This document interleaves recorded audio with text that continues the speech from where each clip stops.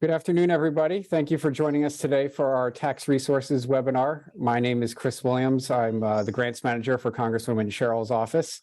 Now that we are inside 1 month from the tax deadline, we wanted to bring together a panel of experts to speak about important changes for this year and provide you with the best guidance possible on getting your return processed in a timely manner. So here with us today are representatives from the IRS and the New Jersey Division of Taxation. They're each going to give an overview of the filing process for this year, and then we'll have time at the end to answer your questions. If you have a question, please use the chat feature on your screen. If for any reason we're unable to get to all the questions, we will follow up with you afterwards directly. We'll also follow up to share a recording of this presentation, as well as copies of the slides and any other resources that we feel could be helpful to you. With that, let's get right into it. First up, we have, do we have Erica? We have Erica. Hi. We have Erica's son with the Taxpayer Advocate Service, and joining her as well as Glenn Gizzi from the Internal Revenue Service. Erica, are you all set? Chris, could you share the slides? Absolutely. Give me 1 second here.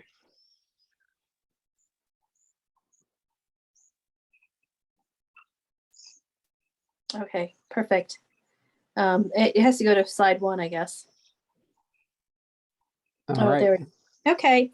Well, good afternoon, everyone. Thank you for attending this seminar. I'm really excited to talk to you about pre-filing season tax tips. My name is Erica Sun. I'm the local taxpayer advocate in Springfield, New Jersey. We have 2 actually in New Jersey. There's an office in Trenton as well. But my office is in Springfield, and today I'm going to just discuss some helpful hints about if you haven't filed your tax returns yet, about preparing your tax returns. Next slide, please, Chris.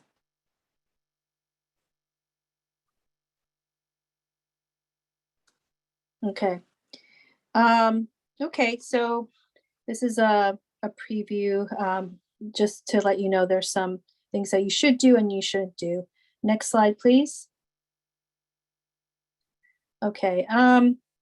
First of all, make sure that you have all your paperwork with respect to your income. So, you know, Form W-2, Form 1099, any sort of, you know, investment income you've made. Make sure you have all your paperwork together before you file your tax returns. It's really important that you input accurate information into your return. Next slide, please.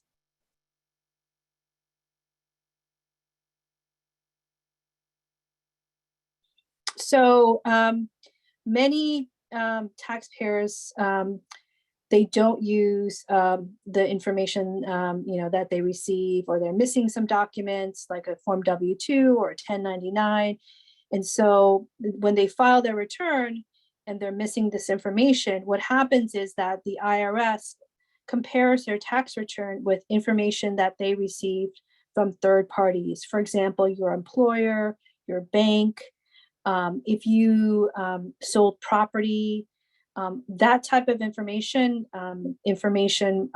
is provided to the IRS because these entities, employers, banks, financial institutions have information reporting requirements. So they're filing information to the IRS, you're filing information to the IRS, and what the IRS does is they match what's in their data system with what you report on your return.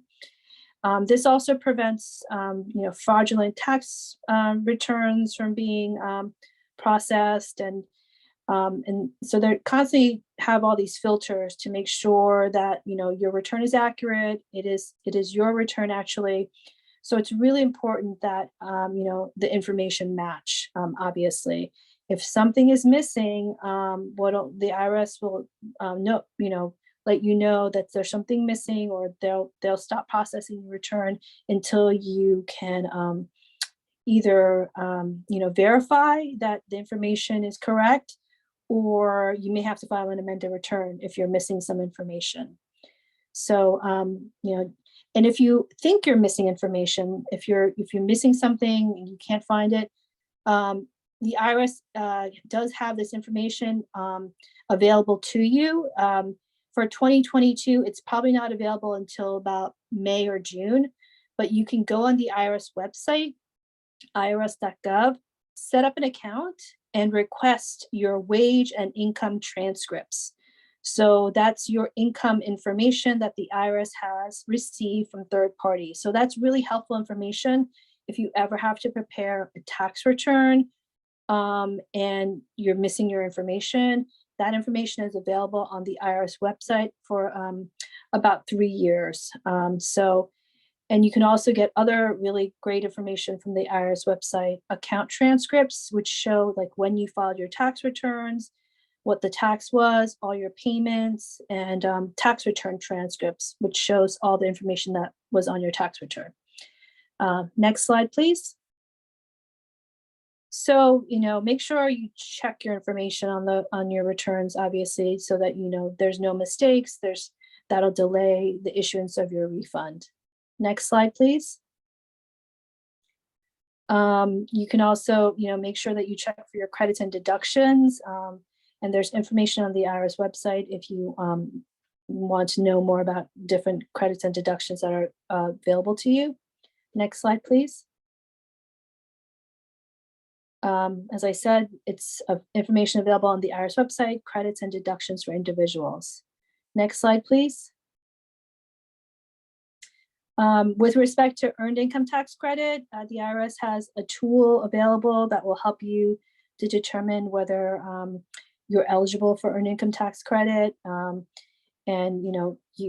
this is some information with respect to applying for that credit.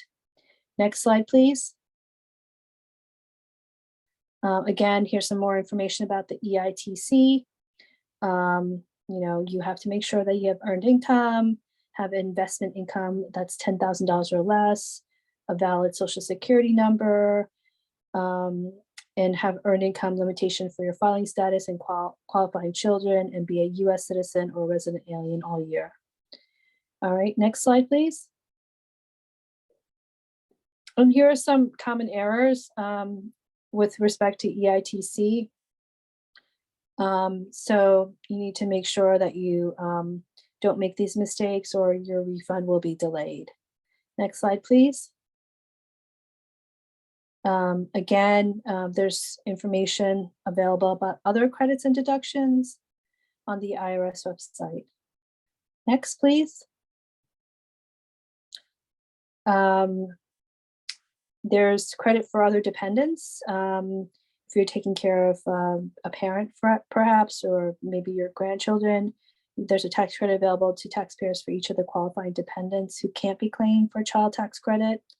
The maximum credit amount is $500 for each dependent who meets certain conditions, and taxpayers can use the instructions on Form 8812 to determine if they can claim the credit. Next, please. Also, you can claim education expenses. You need to make sure you have a Form 1098-T, a tuition statement for anyone who is going to college or graduate school or perhaps technical institute. Next slide, please. This is a reminder that the premium tax credit, you need to make sure that you have this Form 8962 if you are using the health insurance marketplace. You also need the Form 1095A. If these forms are not attached, then there will be delays in terms of processing your tax returns. Next, please. Again, make sure that you attach all the required forms and schedules, double check your work.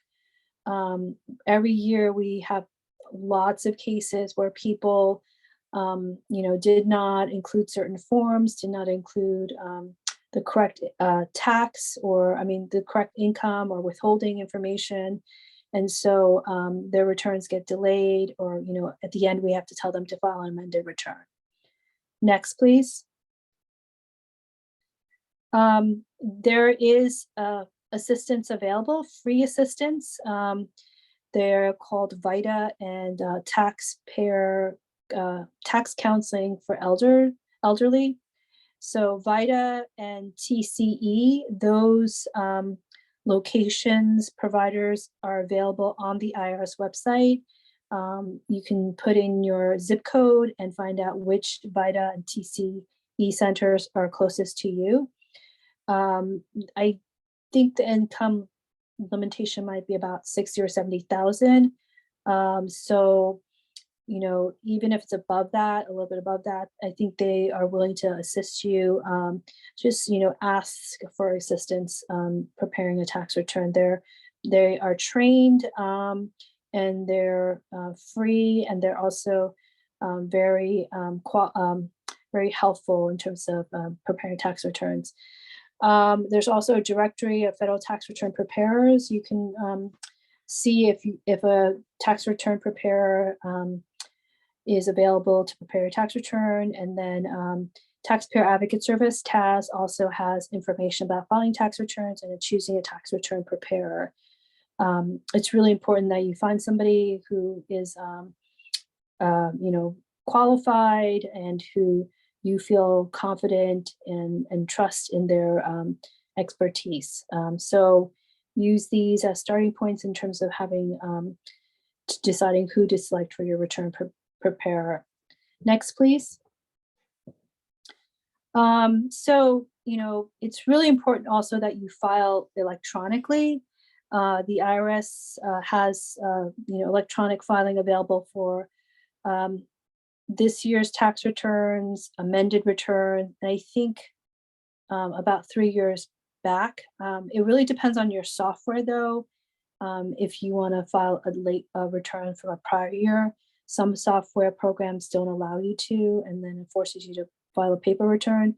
Whatever you can do to avoid filing a paper return, I would recommend it, because the IRS has huge delays in terms of filing paper returns.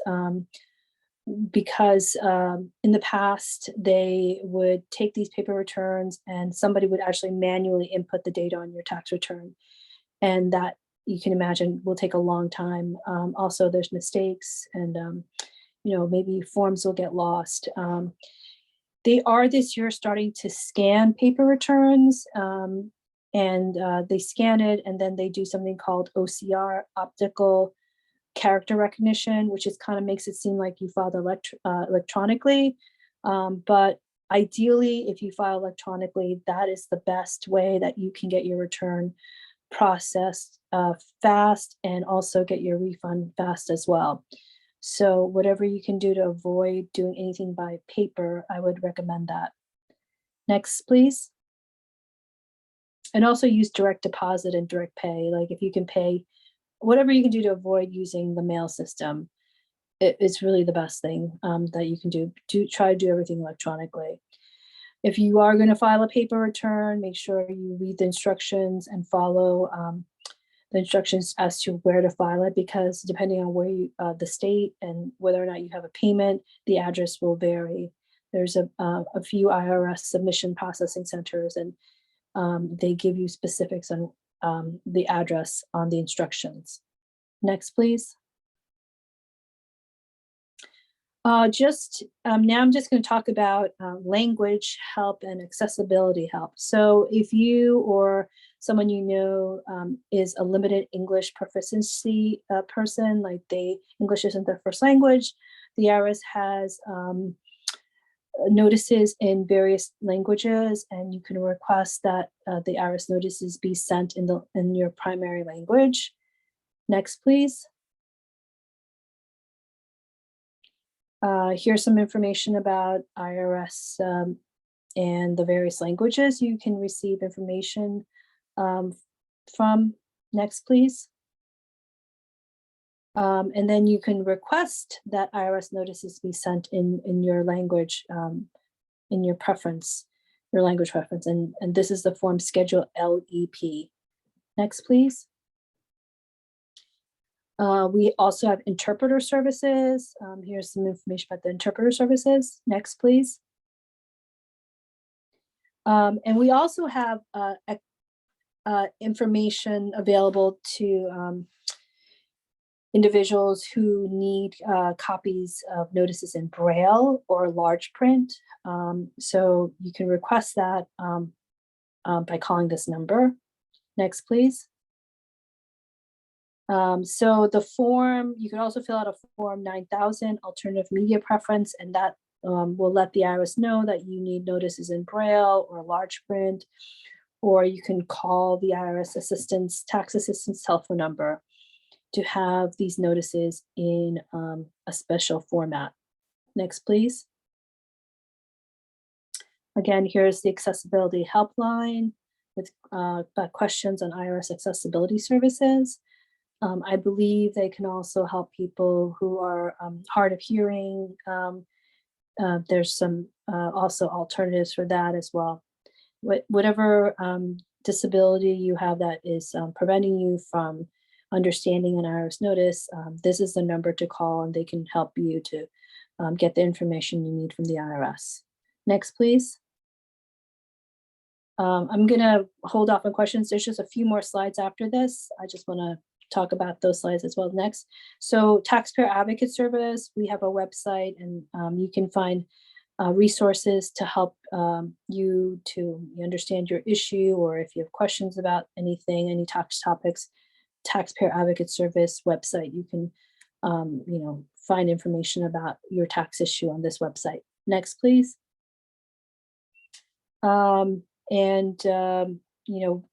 You can find out whether or not your issue meets our eligibility requirements for taking a case. So there's a tool to help you understand if your case meets our criteria.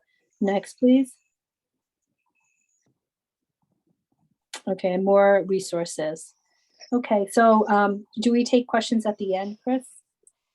Yes, we'll get to questions at the end. I know Michael from the state is in there answering some of them as well, but we'll take some more of these at the end.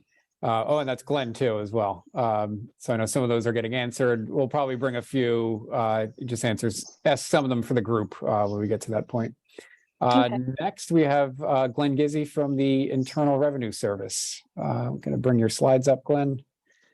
Thank you very much, Chris. And I'm going to go very quickly through them. But remember, folks, you will get all of these slides, and they do all have links on them. Almost every page that has a link is there for you. So I'm going to start, Chris. And what we're going to talk about is scams. Scams are everywhere. If you haven't realized this by now, just about 50% of all phone calls that you receive are fake phone calls, people looking for information, and it's very prevalent, very rampant out there. Let's go to the next slide. And this is going to affect both individuals and business. So for the past several years, the Internal Revenue Service has worked with state tax agencies, the tax community, other federal agencies, and they created a security summit, and they came up with all kinds of information and ways for you to help to try to stop this. And you can go to irs.gov/security summit to see this information. On the next slide, we're going to see the most common scams that are out there. There's email scams, phishing, fake charities, people threatening that they're from the government and they're going to arrest you, people who are bad tax return preparers. And most recently, the one that we're seeing so much these days is the fake employee retention credit claims. Now, there is an employee retention credit. It's for employers who kept people employed during the beginning of the pandemic and paid them. So we have a credit for them of up to, I think, $26,000. The credit is not for the employee, but people are reading it that way. And what they're doing is they're putting these ads out there on Instagram. I just got one on my phone earlier today. And they're asking you for your name, your address, your social security number, date of birth. They're just stealing your information. So please do not fall for that. If anybody says, oh, hey, I heard I can get $26,000, that's not true. It's not for the employee. You were paid during the pandemic. It's to help the businesses. That's why we call it an employee retention credit, because the employee was retained on the job. Next slide. We'll also see in the phishing emails, a lot of times they're going to ask you to confirm personal information. Sometimes the email doesn't even look right. It's poorly written. There's what they call a suspicious attachment to it. There's all these different kinds of things that are on there. It's designed to make you panic because it'll say something like, hey, someone's trying to get into your bank account, someone's gotten your tax information. But just remember, the IRS is not going to send you an email asking for personal information. We will start off with a letter first. We will then get you to give us a phone number. We'll give you a phone number. We may even exchange emails later. We have a number of departments that do that, but that's only after you've already started working with us. So please be very careful when you get emails asking you for information. You should not be providing it through the email. You should call them up on the phone. Make sure that that number matches either what's on your paperwork, on your credit card, whatever it is. Next one. All right. And again, don't respond to these suspicious emails, texts, or fax. There are a lot of people that contact me and say, Glenn, oh, I got that suspicious email, but I taught them a lesson. I responded back and gave them fake information. Well, if you didn't put down, say, all zeros or all nines as a social security number, you may have inadvertently given them somebody else's social security number. Don't do anything. Just do not respond to them. Make sure that your computers have firewalls and antivirus, anti-phishing, or anti-spam software. You got to remember, folks, when you get that initial device, you get security software, but it has to keep getting updated. I know it's a pain, but you need to update it. And you must use passwords, strong passwords. Don't use your date of birth. Don't use your date of marriage or date of divorce, depending. Do not use common information that can be found on your social media. Okay. Don't put personal information on your social media. I remember the commercial person putting down, hey, we're leaving on vacation today. And then up pops a message from a guy with a ski mask on holding a crowbar saying, enjoy your vacation, because he's going to go break into their house. But there are several governmental places you can go to, as you see at the bottom of the screen: onguardonline.gov, irs.gov/ID theft, and staysafeonline.org. These are all part of our security summit. Chris, next slide, please. Okay, now you'll know if you are a victim of tax-related identity theft if all of a sudden your tax return, you go to file it, or your practitioner goes to file it and it rejects because the social security number has already been used. That could be a data breach on your tax preparer. That could be a data breach on your doctor and they stole your social security number from there, or one of the many data breaches that happen to organizations. Or you'll get a letter from the IRS. I'm not going to bore you with the numbers, but the letter will say that we have a tax return. We don't believe it's yours. Please contact us, and we'll give you a toll-free number to call. If it does turn out that you are the victim of identity theft, we have a form, 14039. We have a form for everything. And that identity theft affidavit starts off with a police report. I'm going to tell you this now, folks. There are police departments that push back and say that, oh, they don't do those reports. Yes, they do. That information gets reported to the FBI. So this way we have statistics to see how many people have been scammed. So let's go to the next slide. All right.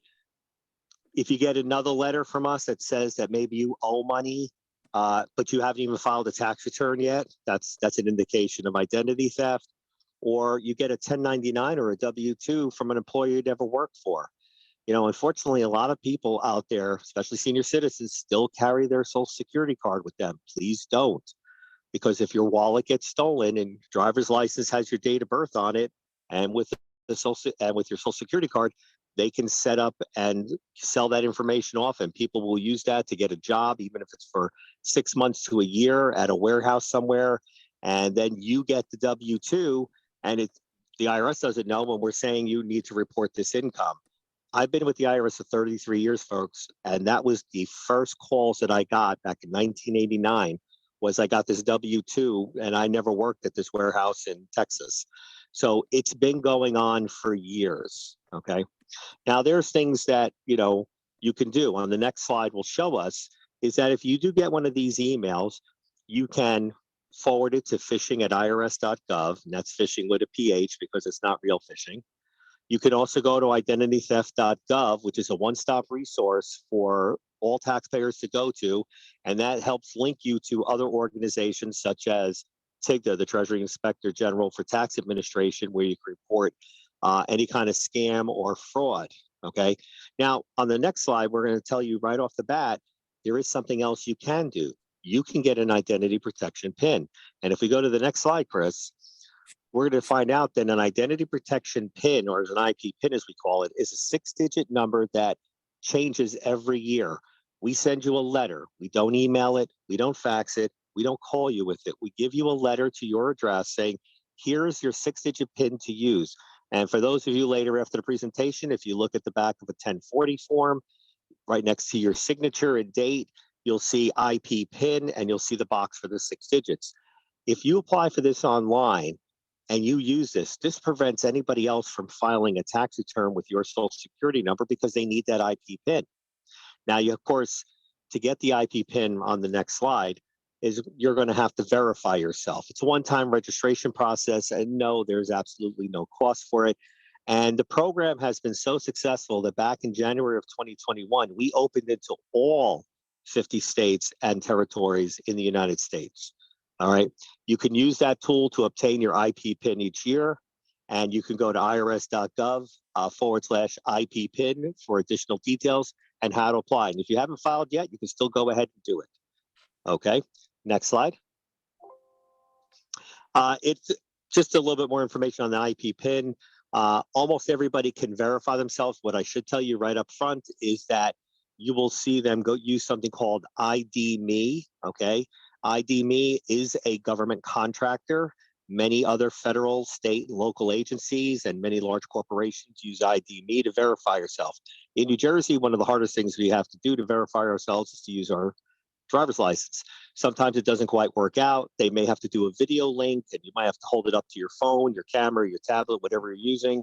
And my friend had to do that. It took maybe an extra hour and a half, but he was verified, and then he was able to download all of his 1099s and W-2s for the past year because he was medically incapable of filing. And then when he got better, he lost all his paperwork and had to file. So it's a great thing. With the security account, the IP PIN does help. If you can't verify yourself online, we have a way you can actually, of course, enroll with a form 15227, or you can even go into an IRS office after making an appointment. Next slide.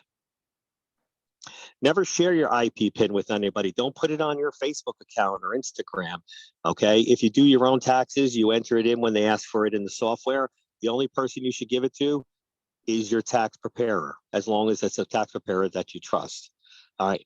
On the next couple of slides, Chris, we're going to talk about how business is also at risk for identity theft. And when we talk about business, here's big business, but we talk a lot about small business. And there may be people on this call right now that are work a small business. That's one that's under 100 or fewer employees. 70% of all cyber attacks are on those small businesses. And the Federal Trade Commission has wonderful free resources for everybody to use. In fact, pre-pandemic, when I would go out and do presentations, Chris, I would take those documents with me, those pamphlets, and I would put them on the table and hand them out. And I would come with boxes of them and come back with nothing because everybody wanted their material because the FTC has some great material. So you can go to ftc.gov to see that. If we go to the next slide, there's a whole bunch of different things for cybersecurity for small businesses. You have to be aware of.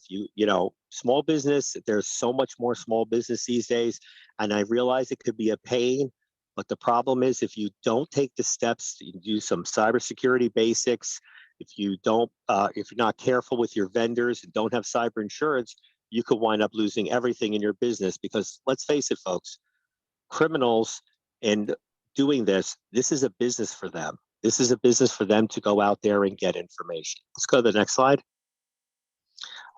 Always protect your files, whether you're individual or your business. Make sure you have strong passwords. Make sure your devices are encrypted. Make sure you use more than one type of password. It's called multi-factor authentication. Make sure your router is secured. A lot of people don't realize that those wireless printers that they use in their offices have their own username and password, and they're found in the manual. Those manuals you can download from the internet for any particular device because they use the same admin name and password for all of their devices. Everybody knows that. So the criminals know it. So make sure that you change those passwords that are on there. Let's go to the next one. Again, the same thing. Don't, fall for a phishing email or an urgent message or that phone call that comes in that someone's in the bank trying to take the money or the website looks familiar. Take a look at it. If it doesn't look right, don't respond to it. Next.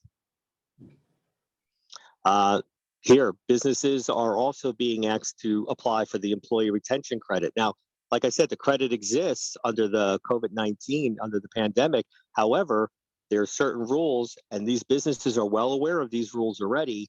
They're just trying to get small business and trying to think that they won't realize what's going on, and they're going to steal your information.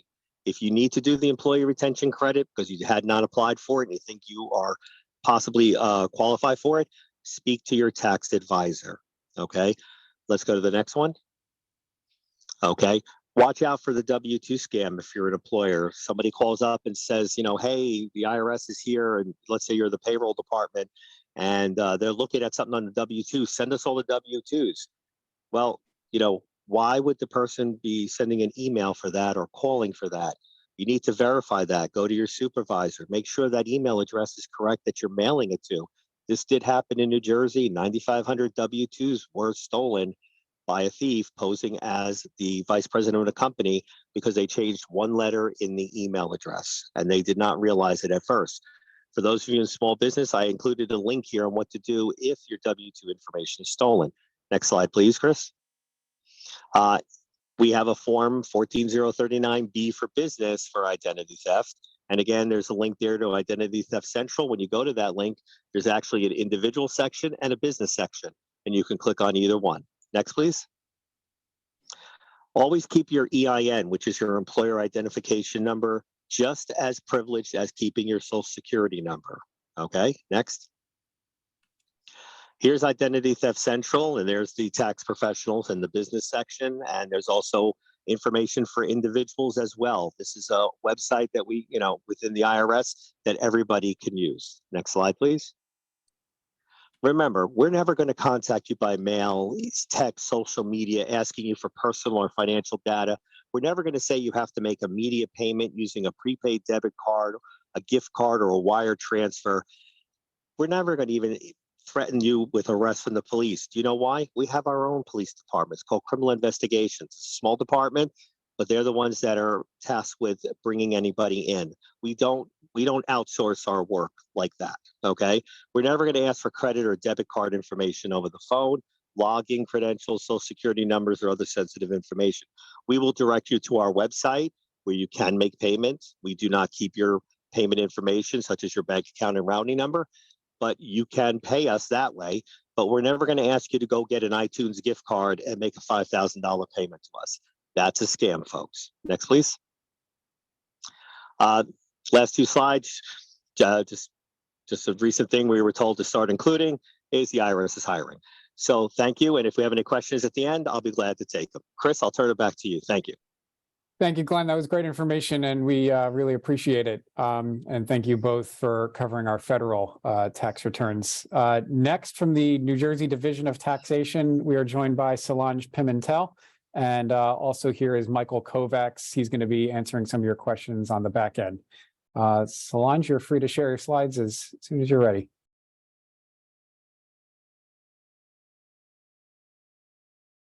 All right. Good afternoon, everyone. Thanks for attending. And Chris, thanks so much for having us. I'm just going to go ahead and give you some quick updates that we have for tax year 2022. Let's go ahead and begin. So effective tax year 2022, any compensation for those taxpayers who worked on elections and volunteered with early voting, their compensation is going to be tax exempt. Okay, so that's new for tax year 2022. So any compensation paid to those election workers is exempt from income tax. All right, the next thing is for beginning with tax year 2022, the New Jersey College Affordability Act allows for 3 income tax deductions on the New Jersey returns. And basically these deductions include contributions to NJ Best, payments under the NJ class and tuition costs for New Jersey colleges and universities, okay? So starting with the first one, the NJ Best, you can deduct up to $10,000 of contributions made during the year into an NJ Best account. This is one of the most popular savings account, college savings account, and it does have a lot of federal tax advantages as well. Also with the NJ class, which stands for the New Jersey College Loans to Assist State, to assist state students, you can deduct up to $2,500 of principal and interest paid on student loans during the year under the NJ class. And the last one is the New Jersey Higher Education Institution tuition costs. With this one, if your spouse or any dependent enroll in and attend a New Jersey institution of higher education, you can deduct up to $10,000 of tuition costs paid during the year. So that's new for tax year 2022. All right. For the in-state tuition payments, obviously, as in-state tuition is for colleges in New Jersey, this amount is collectively for taxpayers. So it's up to $10,000 for the spouse or any dependents that they can deduct up to $10,000. This is available for taxpayers whose gross income is less than $200,000, and it's regardless of any filing status. But in the case of a married filing separate status, the combined deduction cannot exceed the maximum amount of $10,000, or for each of those amounts available to deduct.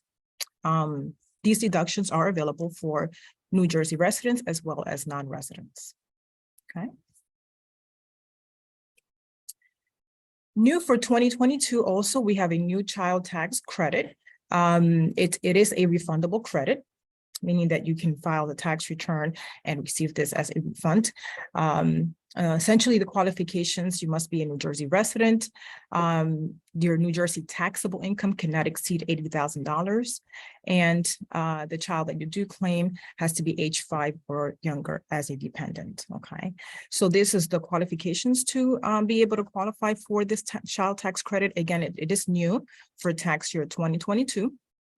So we are definitely offering a lot of child tax credits and deductions here. All right. The way the credit calculation works is that for essentially it starts at $500 for those whose New Jersey taxable income is $30,000 or under, and then it's reduced by $100 for every $10,000 that's the taxable income. So $30,000 from $30,000 to $40,000, the child tax credit would be $400. $40,000 to $50,000 will be $300, and so on and so forth. So the maximum you can obtain if you do qualify, meaning you have to be a New Jersey resident, your taxable income cannot exceed $80,000, and the dependent that you're claiming has to be age 5 or younger, then the maximum you can obtain is $500. So again, as I mentioned to you guys before, this is just a new child tax credit. So along with the EITC, the New Jersey Child and Dependent Care Credit, you can also get the new child tax credit if you meet all those eligibility requirements. Okay. The next thing is that we have added to the list of our charitable groups, the Special Olympics New Jersey Fund, as well as the New Jersey Pediatric Cancer Research. This is just for your information, that these are the two charitable funds that we've added on the tax return for 2022 that you can, as taxpayers, you can contribute to. And as always, we do have filing season reminders. As Chris mentioned earlier on, the deadline is fast approaching. It's a little less than a month. So the deadline is April 18th. And the available filing options we have remain the same. We do have our e-filing option, our New Jersey online income tax filing, and lastly, paper returns. But as Erica emphasized, it is best to definitely file electronically. It is processed in a more timely manner. You get your refund quicker, less of a hassle and less of a wait time, if you will. So Obviously, paper returns are available, but we do encourage everyone to file those electronically if possible. We already started issuing these refunds, New Jersey refunds, during this month of March. We saw them already. We've been seeing them already, been starting to be issued as of last Monday. So if you are expecting a refund, you should see it sometime within the next couple of weeks. Okay. And we do have some resources for you. When you're requesting a payment plan, and again, all these links are available in our handouts that will be made available to you guys. Any new payment plans can be requested on our website, and any questions about existing payment plans or new payment plans that you'd like to, that you have any questions or concerns, certainly there is an email address that you can send any inquiries, any concerns directly to the payment plan unit, and they can assist you with any questions you may have regarding payment plans.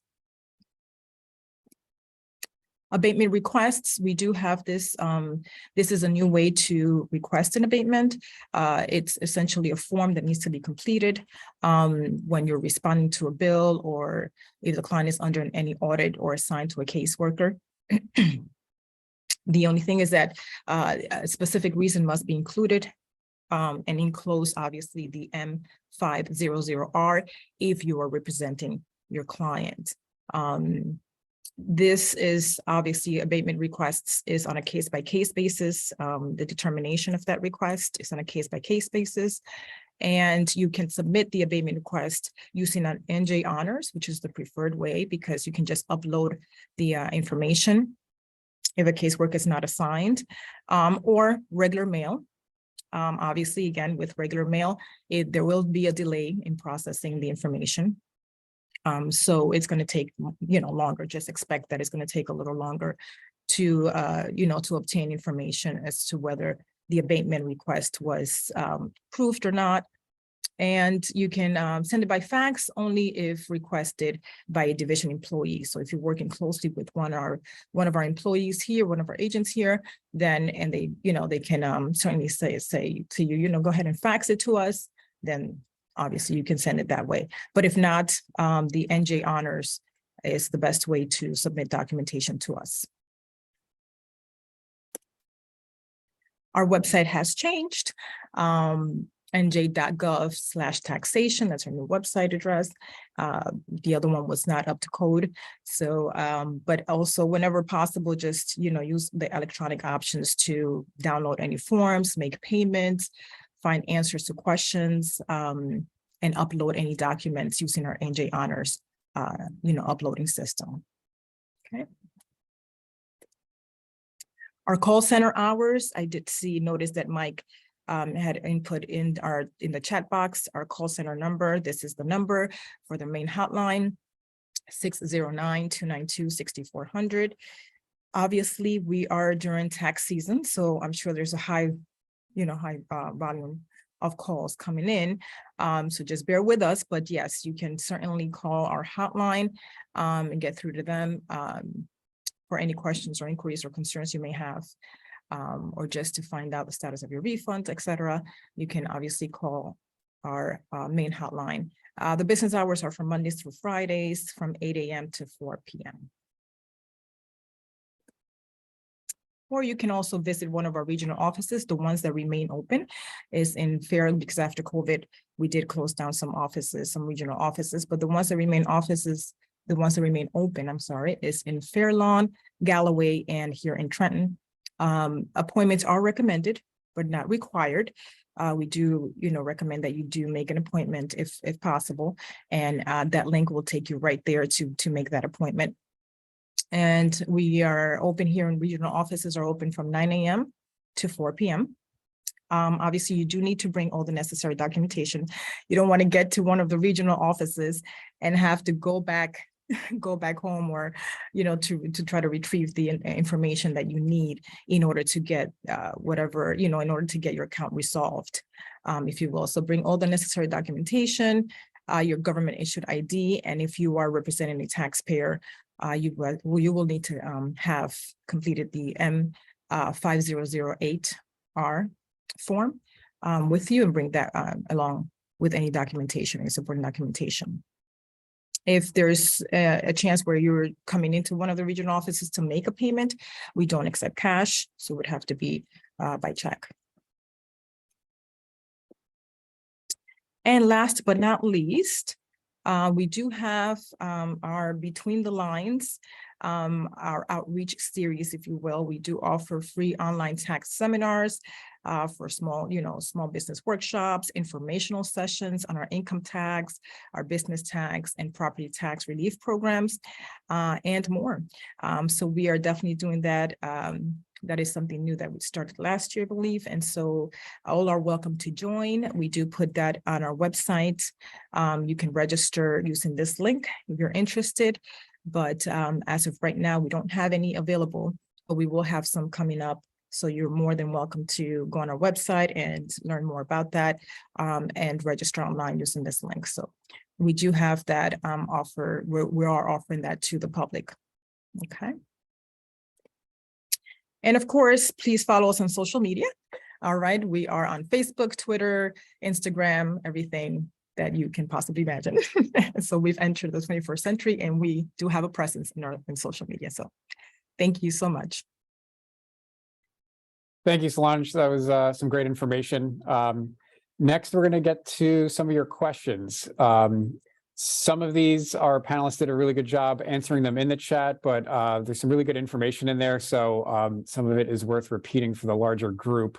So the first one is, Glenn, if you don't mind answering this one. I mailed my tax return by USPS certified mail and tracking says it was delivered. Will I get back the signature card confirming it was received by the IRS office in Kansas City? That's one we definitely get a lot, and if you could clarify that, that would be great. Certainly, Chris. So we do send back the cards, but we don't get an envelope, sign it, and then give it back to the post office. Obviously, we're getting thousands of those on a regular basis each week. So they're stacked up together, and then they're sent out in batches to the post office. Usually, I believe it's a couple of weeks after they're received. So if we receive them this week, in about 2 weeks or so, 3 weeks, we'll send all the ones from this week and give them to the post office to send out. Great, thanks, Glenn. Let's see, next we have an anonymous question. Does a sole proprietor LLC qualify for the employee retention credit for 2022? So, Chris, basically, the employee retention credit means you retained your employees. If you are a sole proprietor and the LLC is a state designation, it just protects all of your assets for the business, your personal assets from the business in case something happens and you're sued. So if you're the only person, you're not an employee of your own company. Okay, so you would not qualify for the ERC. If you had employees and you paid your employees, then you need to go to irs.gov, look at the frequently asked questions on employee retention credit to see if you qualify, because there are several different factors that get a little bit involved to make sure that you qualify. But if you're using a tax practitioner, a CPA, a enrolled agent, they will be able to tell you, and if you've been using them, they would have told you if you qualified already. Great, thanks, Glenn. Yes, we know some sole proprietors and independent contractors were eligible for some of the CARES Act and the pandemic-related programs, but this one works just a little differently than things like the PPP. Correct. Yes, exactly. So it's something completely different, and it's very, very tight. And as you know, the IRS, along with other federal agencies, have been collecting money back from people who received the money that they were not supposed to get. They lied on their applications, whatever it was, with the SBA, and millions are coming back now. So. Right. We do hear a lot about the employee retention credit. If anyone's here with us today and you're having any issues with the delays there, please let us know. We're happy to work with Erica's team at TAS and see if we can get those resolved. Our next question comes from Farley. Does the $10,000 in-state college deduction apply if you used a 529 to pay for tuition? As a separate question, does it apply if you used a payment via a financial aid loan? Solange, do you know the answer to that? Yes, sorry. So the first, what was the first half? I'm sorry, can you repeat that? Does the define- $10,000 in-state college deduction apply if you used a 529 to pay for tuition? The deduction, I believe it does. I believe it does. I can confirm that for you, but I believe it does. If you can send us an email, I'm going to put it into the chat. If you can send us Perfect. an email with that question, I'll confirm that for you, okay? But I believe it does. I think it does, I'm going to put our email in the chat, okay? And the second piece to that was, does it apply if you used a payment via a financial aid loan? I'm not sure. I'm not sure. I would have to get back to that. I would have to get back to you guys on that one. Okay, yeah, we're happy to work with you guys on the back end and make sure that we get an answer to that. Sure.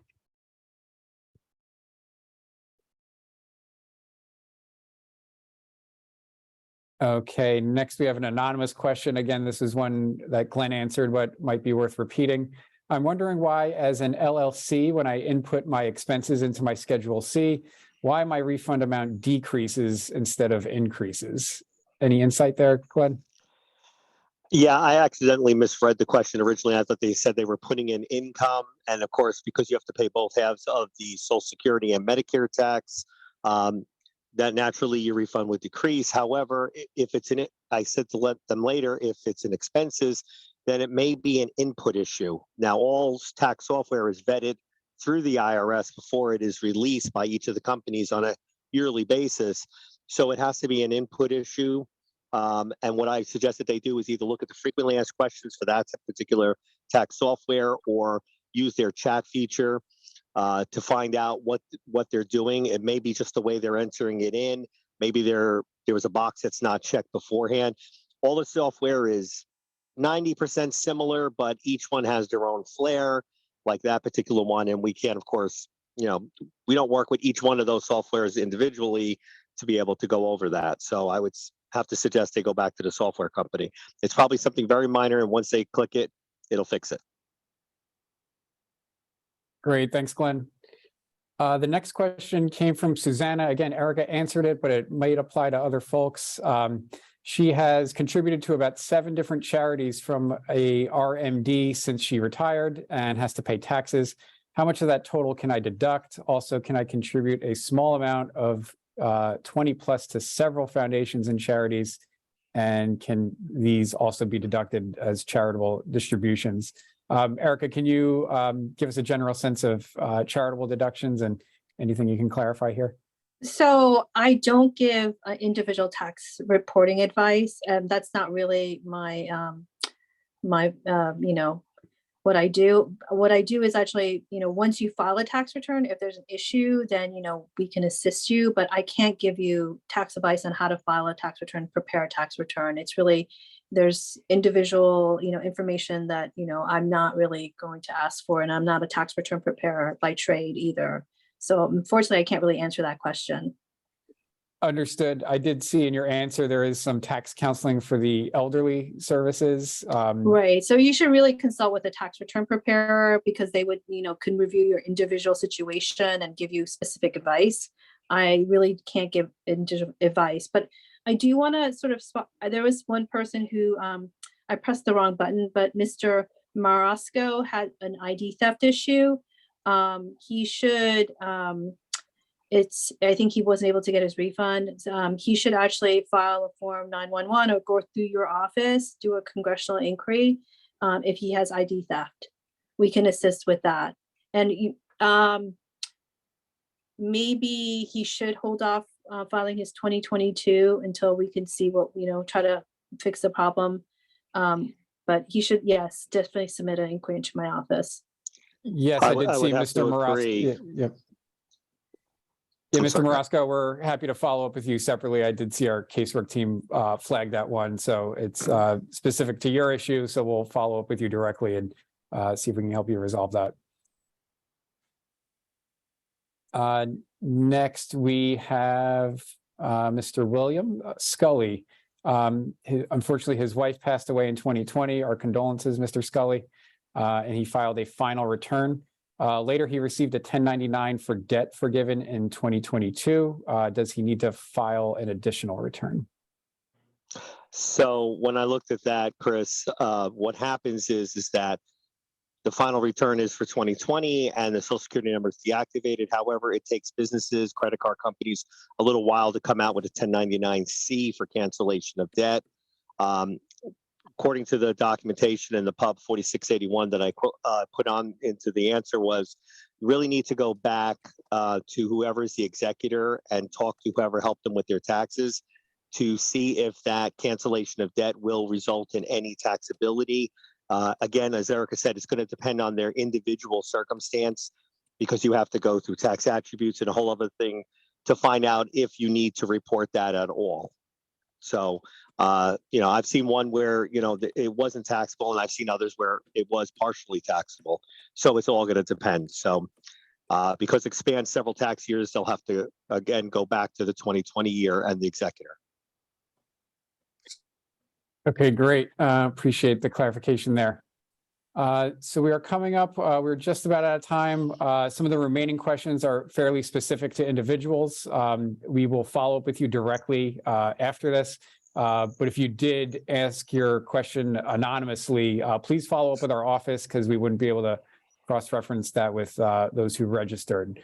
But otherwise, if you left your name in there, we will follow up with you directly and work with our panelists here to get those clarified. So I just want to thank you all for joining us today. Like I said, we'll follow up with you if we didn't get to your question. And we also wanted to note that if your tax return from a prior year is still delayed, please contact our office. We're happy to work with you and the agency to identify what the issue is and the best way forward. Erica's team over at the Taxpayer Advocate Service is great, and we really appreciate their help in working through those issues. Our office is happy to be a resource to you. You can reach us at 973-526-5668. Again, that's 973-526-5668. Or you can visit our website at sherrill.house.gov, and there's a contact form there where you can email us directly. Big thank you again to our panelists for sharing their expertise. And again, the IRS tax deadline this year is April 18th. We're just inside a month. So best of luck to everyone that is still getting everything prepared. Again, thank you to our panelists. We hope everyone has a great day and take care. Thank you. Thank you. Thank you.